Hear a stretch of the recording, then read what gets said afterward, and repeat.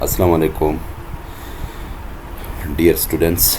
Welcome to the class of corporate finance. Dear students, today is our 11th lecture. Today we will discuss capital budgeting. Dear students, we studied the different concepts of finance in the previous lectures. Most recently, we studied the features of common stocks and preferred stocks. We also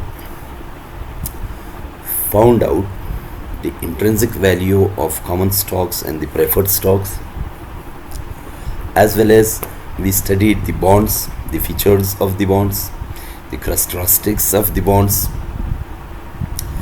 and we also found out the intrinsic value of the bonds. According to your course outline, in lecture 11 we have capital budgeting. So today we will discuss the capital budgeting. I hope you will get plenty of knowledge, lot of knowledge regarding capital budgeting. Dear students, maybe possible you have studied the capital budgeting techniques and the capital budgeting concepts in the previous semester. Maybe possible you have studied in the semester 6 and semester 5, maybe possible in semester 4. But according to your course outline, so course outline which is provided to me by the university, today is your capital budgeting topic. So we again, if you are familiar with this techniques, with this topic, with this concept, then it's easy. You will better know all the topics related to the capital budgeting.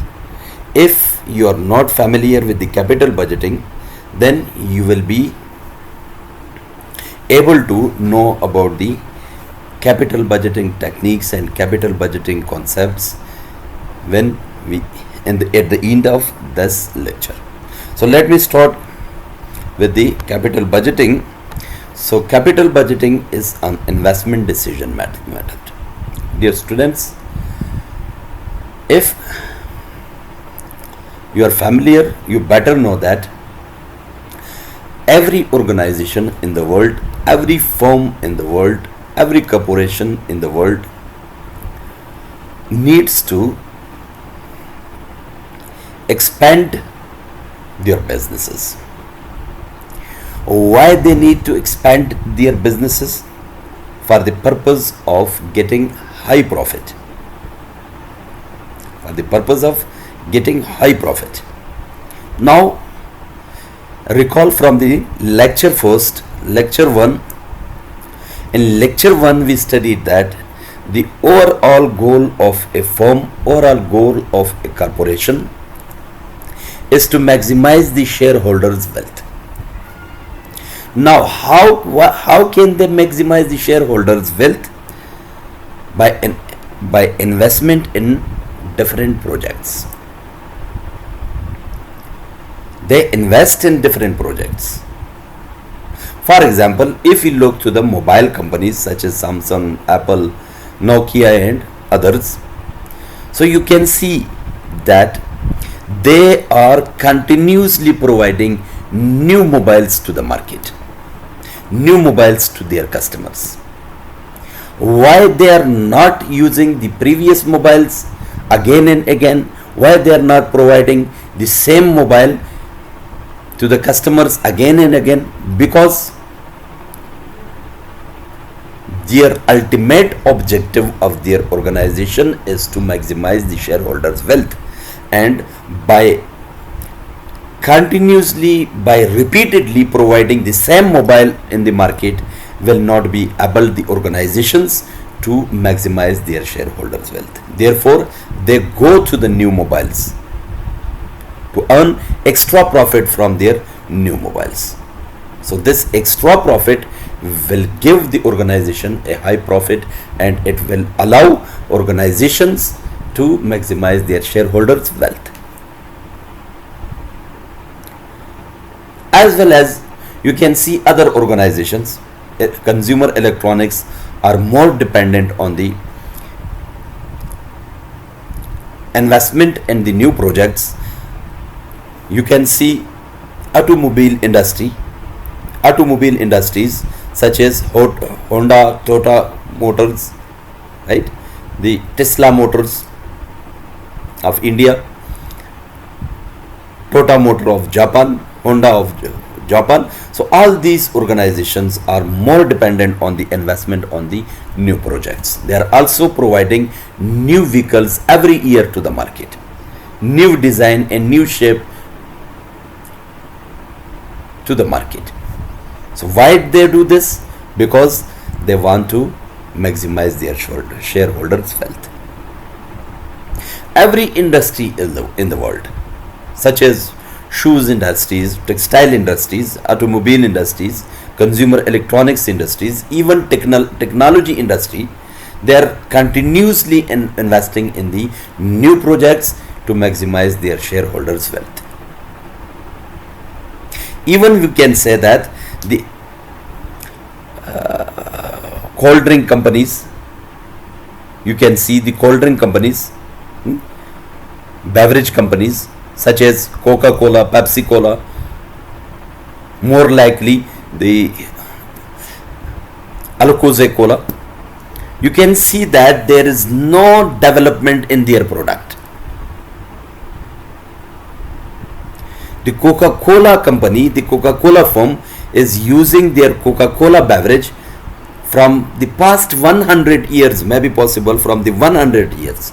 So their taste of the beverage is same, their quantity of the beverage is same, right? Their look, color of their products or Coca-Cola beverage is same. So there is only difference, minor difference in prices, but their quantity, their taste, their colors are same. As well as you can see Pepsi-Cola, the same color, the same taste and the same quantity they are using from the past 100 to 50 to 100 years. More likely we can see the Alcoa-Cola, Alcoa Breeze and Alcoa other products which have same taste from the past 9 to 10 years, maybe possible 14 to 15 years. So they have same taste, same color and same quantity they are providing to the customers. So they are not involved in most of the beverage companies are not involved in the development of their products. Then question arises, then how they are maximizing their shareholders' wealth? Because if we look other industries such as textile industries, automobile industries, consumer electronics industries, right, shoes industries, sports industries, they are continuously investing in the new projects, investing in the development of their products. But as compared to these industries, how they can maximize their shareholders' wealth? So it is not necessary for the answer is, it is not necessary for the organizations, for the firms, that only they are dependent on the development of their projects. So the beverage companies are not developing their products, so they will be involved in the other projects such as constructions of dams, such as they have a long-term contract with the government to construct a dam for the government, to construct a college for the government, to construct weapons for the government, to construct airplanes for the government. So they have long-term contracts with the government. Maybe possible these types of industries have a long-term contract with other organizations, with other industries. So it is not necessary that only organization is dependent on the development of their product. So this was a very short explanation regarding capital budgeting, that why organization use capital budgeting techniques, because they have a ultimate goal, ultimate purpose of their organization, that is maximization of shareholders' wealth. So for the purpose of this maximization of shareholders' wealth, they invest in different projects to maximize their profit and to maximize their shareholders' wealth. Now, what is capital budgeting? It's an investment decision method. Every organization has to make investment decision regarding new projects, new products, new machineries, and new contracts with other organizations or with governments. So this investment decision shows this picture you can see in this slide. Capital budgeting is a planning for capital assets, and this is divided into three: payback period, net present value, and internal rate of return. But most of the organizations are not dependent only on these methods. There are other methods which we can use to find out that either the project is profitable for us or the project is not profitable for us. So it is dependent on the cost and benefit. When you go through new project, then your cost will be less and your benefit will be most. If your benefit is less and cost is most, then you are not maximizing the shareholders' wealth. You are in loss. So our capital budgeting technique shows that your new investments must be same like this. Your cost will be less and your benefit will be most. Clear? So now let me start with the lecture objectives. That the first objective of today's lecture is to know about the budget, define the budget sector and types of budgets, capital budgeting and importance of capital budgeting techniques, that project categorization, capital budgeting 8-step concept, and evaluation criteria for capital investment appraisals. Clear? So let me start with the first topic, that is definition of budget. Dear students, you better know about the budget. Budget is a management tool that uses for the purpose of planning and controlling future activities. Why use organization budgeting? For the purpose of management. It is a management tool, and this is used for the purpose of planning and controlling of future activities, future projects simply. If we look the word budgeting in financial criteria, so it is a plan for saving, borrowing and spending. Simple. It's a plan for saving, for the borrowing and for the spending. Now, when you start a new project, you borrow for them, you spend the borrowed money in that project, and you will save some profit from that project. So it's financial word. Budget is a financial plan and a list of all planned expenses and revenues. So for the new project, all the list of expenses and list of the revenues is called the budget or the budgeting. Budget sector and budget types. On the left hand side there are budget sectors, on the right hand side there are the budget types. We must know about the budget sectors and we must know about the budget types. In budget sector, we also have business startup budget. Startup budget, when you start a new business, so it is you need to have budget for the startup of business. Business budget, the available business, the existing business budget. Every year, every organization, every business make the budget for the upcoming year. Government budgets, we better know about that. Every year government prepare budget for every department of the government. Event management budgets, if there is an event, so for that event we can also allot a budget for them, manage budget for that event. And also personal family budget, simply every family has a budget for a month, for a year. So on the right hand side there are budget types. If we look the budget type on the basis of flexibility, so the budget will be fixed or will be variable. Fixed budget, we mean from the fixed budget that once you allot budget for the project, you will not change that fixed budget for the completion of that project, till the completion of that project. Variable budget is a type of budget also.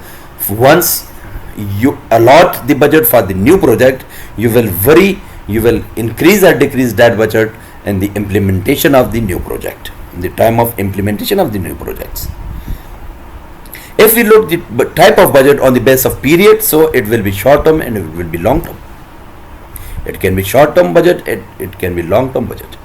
If we look to the functionality of, on the basis of functionality, so there are a lot of types of budget, such as sales budget. Every organization have budget for sales department, for production department, for marketing department, for HR department, for project department, new projects department, project for new projects budget, for revenue budget, that what will be our revenue, cash flow and cash budgets, etc. So these are all types of the budget. Now, what is capital budgeting? We will define the capital budgeting. Capital means operating assets used for the production.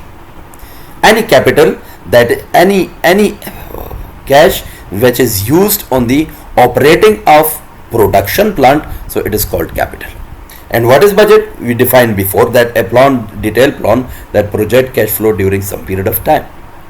So when we combine these two words, capital budgeting, what does it mean? That process of analyzing projects and deciding which one to include in capital budget. It's a process of analyzing different future products, that which one is profitable and which one to include in project capital budget techniques. So you can see that, should we build this plant? Before I told you, every organization face plenty of projects, face a lot of projects. So any organization in the world cannot implement all the projects which he is facing on a time. So organizations are supposed to select one or two projects in the phase projects and implement one or two projects on time. So now capital budgeting techniques allows us that which investment, which project is profitable for us, which project is profitable to include our capital budgeting. Therefore, they are written here that should we build this plant, means that building of this plant will be profitable for our organization or not. Building of a road, construction of a road will be profitable for our organization or not. So therefore, they have written here that should we build this plant or not. Clear? What is capital budgeting? Now, the exact definition of the capital budgeting is the process of identifying, analyzing and selecting investment projects whose return, it means cash flows, are expected to extend beyond 1 year. Any project that is able to give you cash inflows beyond 1 year, more than 1 year, that is a capital budgeting. So the process of identifying a new project, then analyzing that new project, and then selecting investment for that project whose return will be, or cash flows will be, are expected to be beyond 1 year. So this is the exact definition of capital budgeting. What are the importance of capital budgeting? Why organization use capital budgeting? There are some importance. The first importance of the capital budgeting is to growth. Or the capital budgeting gives organization a growth. Then second, it's a large amount. In the capital budgeting, we can use large amount of money. Irreversibility. Once we implemented a project, we cannot reverse back from that project. Either it's profitable or it's not profitable, but you cannot reverse from that project. So this is also importance of capital budgeting, that we must know about the importance of capital budgeting. Complexity. Complexity means the new project is a complex tasks. Complex tasks mean there is no only one task. In a new project there are multiple tasks. So therefore it gives a complexity. The next is risk. Risk is also important. We must know about the risk. Risk is also connected with the new projects and long-term implication.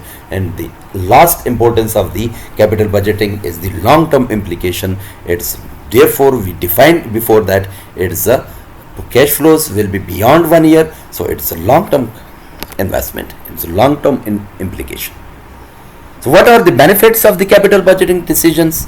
The decision evaluate a proposed project to forecast return from the project. So it's a benefit, and determine whether return from the project is adequate. Either the return from the new project is acceptable by the organization or not acceptable. The second benefit of the capital budgeting is to decision evaluate expenditure decision, which involves current outflow of the funds but are likely to produce benefit over a period of time more than 1 year. So it's an expenditure and revenue relationship, cost and benefit relationship, expenditure and benefit revenue relationship mean cost and benefit relationship. So it's also benefit of the capital budgeting. If organization know about the capital budgeting, so the organization can easily find out the relationship between the cost and benefit. If they go through a new project, either it is beneficial or not. So this is second benefit of the capital budgeting. So if we look the capital budgeting in a broad perspective, so capital budgeting is the planning process used to determine a firm's long-term investment. So before we talk about that, it's a long-term investment such as new machinery. You bring new machinery to your organization, it's an investment in your organization. Replacement of the machinery, so you replace your current machineries with new machineries, so it's also investment, it's also a project for the organization. New plants, with existing plants you also install a new plant to expand your businesses. New products, before I told you, consumer electronics and the automobile companies, they are more dependent on the new products, and research and development projects, as well as the consumer electronics industry and the automobile industry are more dependent on the research and development projects. So capital budgeting has 8 steps, and these 8 steps answer the question of, does new project match corporate objectives? Recall from the lecture 1 that in that lecture we explained that every organization has an ultimate goal, and this ultimate goal shows that either the organization is maximizing the shareholders' wealth or minimizing the shareholders' wealth. So this maximization is a corporate objective. So to answer this question, there are 8 steps. Every organization must follow these 8 steps. The first step is have a good idea about the new projects and realize the need for a project. Either our organization has need for the new projects or not. So realization of the need of the project is first step for the answer to this question. The second step is to look for suitable projects. Before I told you, every organization faces plenty of projects at a time, a lot of projects at a time. So any organization cannot implement all the faced projects in a time. So they are supposed to select 1 or 2 of them. So selecting from them 1 or 2 is a suitable project. This is second step. So how you can select suitable project which will be beneficial for the organization. Third step to answer this question is identify and consider alternatives.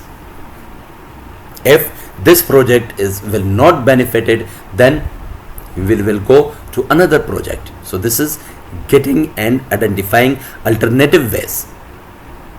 The fourth step is to carry out financial analysis, that how can we raise fund for the new project, from where we can raise fund for the new projects, how we can raise funds for the new projects. So it's capital investment appraisal.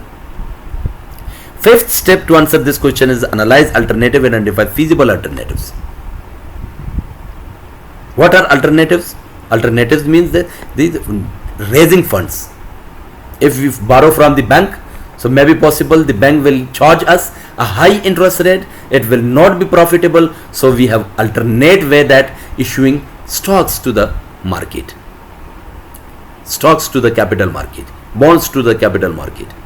Either we can borrow from the mutual funds, from other financial institutions. So these are the alternative ways to raise funds for your future projects. And the sixth step is choose the project to undertake. Now it's time to implement the project. And seventh step, so you can monitor the implemented project along with the rest of the organization, that either it is matching with the organization or not, matching the organization's objectives, corporate objectives of the organization or not. And the 8 steps, carry out post completion audit. Post completion audit mean you must make an audit of the future project from the start, from before the start of the implementation of the new project. So these 8 steps will answer the question that does new project match corporation objectives or not. Next, capital budgeting project categorization. There are categories of the capital budgeting. The first category is establishment of new products and services for the organizations who are involved with the new products and new services. This is first category, that they establish a new product and service for their organization. It's a project for them. Next category is replacement project. I mean replacement of the new machineries with the existing machineries, or maintenance or cost reduction. The third category is the expansion of existing projects. You can expand the existing project. You are implementing 2 projects. Along with these 2 projects, you are again implementing third project. So it's expansion of the existing projects. And the fourth category is research and development project. So most of the organizations are most dependent on the research and development, which I have told you before, that the consumer electronics and the automobile industries, these both industries are most dependent on the research and development as compared to the beverages organizations.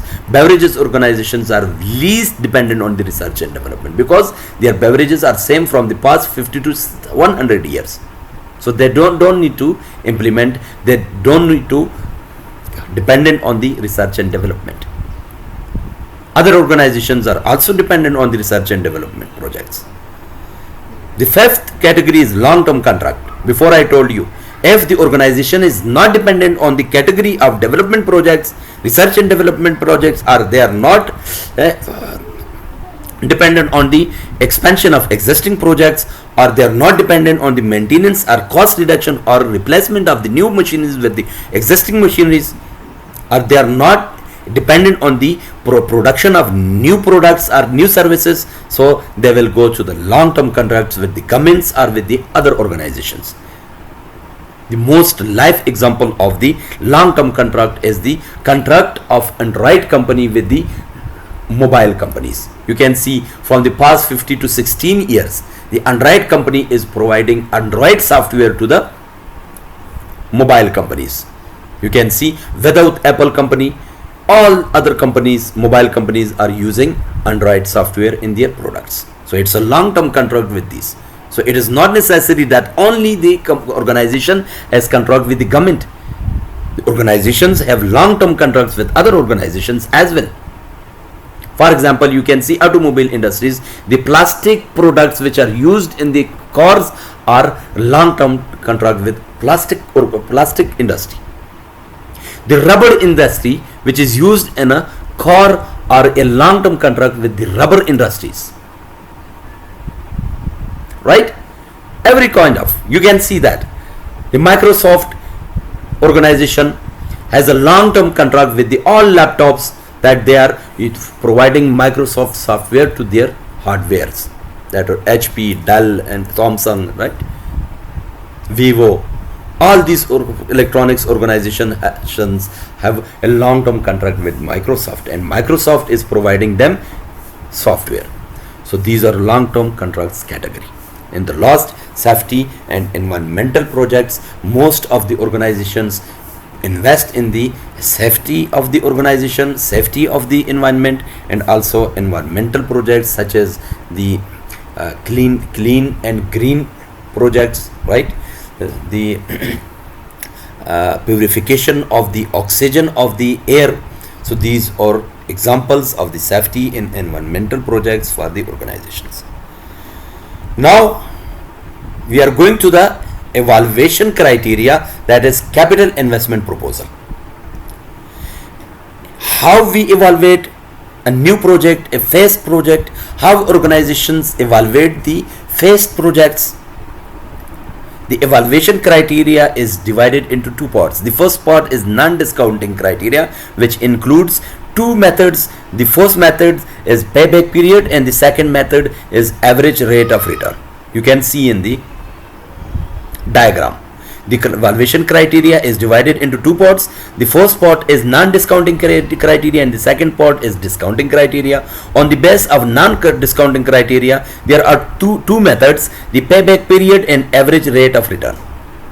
In the discounting criteria has four methods. The discounting payback period, PBP means payback period, the net present value, NPV, the profitability index, PI, and the internal rate of return.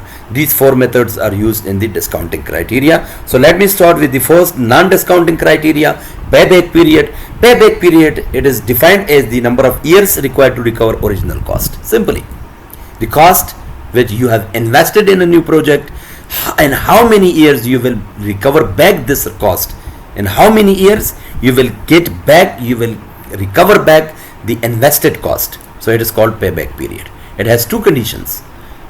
The first condition, when cash inflows is constant every year. It means that if you got $10,000 in first year, and this $10,000 will be constant for the whole life of the project.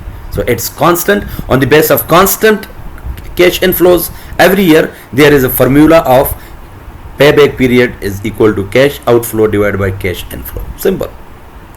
On the basis of this second criteria, second condition, when cash inflows are not constant every year, then we can easily find out the payback period with this formula, that is completed years plus required inflow divided by inflow of the next year multiplied by 12. So you can easily find out the cost which you have invested in the new project. The second non-discounting criteria is annual rate of return or average rate of return. Both are the same.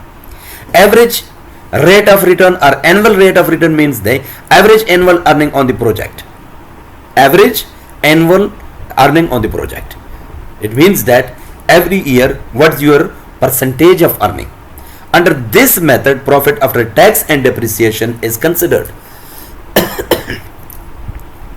It means that when year completes, first of all you are supposed to pay taxes to the government, then you are supposed to depreciate your machineries and assets which are using in the new project. After that you can easily find out the average rate of return, the percentage of return for 1 year.